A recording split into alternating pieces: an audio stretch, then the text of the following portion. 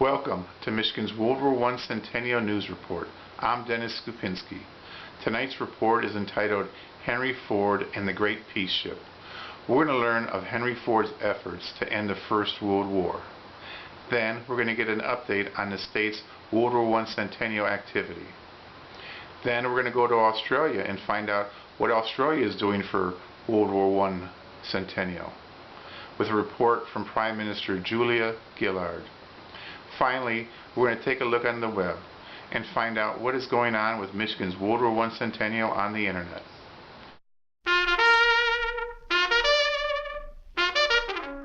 Michigan's World War I Centennial Update, July 2012. At the present time, Michigan does not have a World War I Centennial Committee or Commission. This means that there is no overall planning or organization committee for Michigan's World War I Centennial. But there are a number of decentralized grassroots organizations that are starting to work on Michigan's World War I Centennial. The American Legion is involved, and also the Veterans of Foreign War. I regret to say that Michigan's National Guard is not involved at this time. If you are a National Guard member and you'd like to be involved, please contact me. My email will be shown below. Another organization, the Great War Historical Association, plans to be active with Michigan's World War I Centennial. If you belong to a club or an organization and would like to be involved, please email me and let me know what you're interested in. I can also give you some ideas. Next, we're going to go to Australia with Prime Minister Julia Gillard.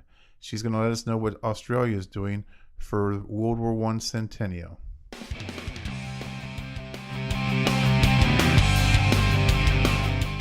Julia Gillard is on her way to Turkey to mark her first Anzac Day at Gallipoli. Before starting the journey, she pledged $83 million to mark the centenary of World War I in 2015. It will be used for education purposes and for refurbishment of our war graves around the world. The money will also go towards staging Anzac events across local communities and around the world. Ms. Gillard is the first Prime Minister since John Howard in 2005 to visit Anzac Cove. Henry Ford and the Great Peace Ship. It was December 1915. Henry Ford, the man who put America on wheels, brought the 8-hour workday, paid a salary of $5 a day to laborers, thought he could end the war by Christmas. On December 4th, 1915, on board the Oscar II, 60-odd delegates, 3 newsreelmen, 34 newsmen, and Ford's personal staff of 20 set sail for Europe, hoping to get the boys out of the trenches and end the war by Christmas. Henry Ford's closest friend, Thomas Edison, declined to go on the trip with him. There were also a number of other prominent people who declined Mr. Ford's invitation. But on December 4th, the Oscar II left the harbor of New York. It was going to sail through the submarine-infested waters of the North Atlantic over to Europe to broadcast the message of peace on the world's longest gun, as Mr. Ford said, the Marconi, which is a reference to his ship's radio. Mr. Ford had hoped that this would be the official delegation from the United States trying to end the war in Europe, but President Wilson was non-committal. Mr. Ford said to the president, "If he can't act, I will."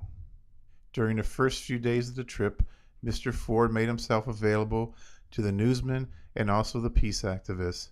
During one of his interviews with the newsmen, he said, "I have $150 million that I will use if necessary to end this war. I want to stop this war," he said. The New York Tribune, in a headline, wrote, "Great War ends Christmas Day, Ford to stop it." Having taken his gloves off with the President of the United States, Henry Ford turned his attention to the crowned and uncrowned heads of state in Europe. Not even Henry Ford was naive enough to suppose that identical Marconigrams sent to kings, kaisers, and presidents in themselves would change their hearts. His main objective in all of this was to get the peace talk started. An important part of his wireless assault was to send copies to all the important newspapers in Europe. The message Henry Ford was sending was, "Must more lives be crushed out, more wives and mothers bereaved, before we recognize that Europe is bleeding to death. The plan of the neutral conference was outlined, and the wire concluded with an appeal. Let the armies stand still where they are, so that the soldiers may deliver back from another bitter winter in the trenches, and send back their laborers and their firesides. And there is no other way to end the war except mediation and discussion. Why waste one more precious human life for the sake of humanity? Respectfully yours, Henry Ford, and 165 representatives of the people of the United States.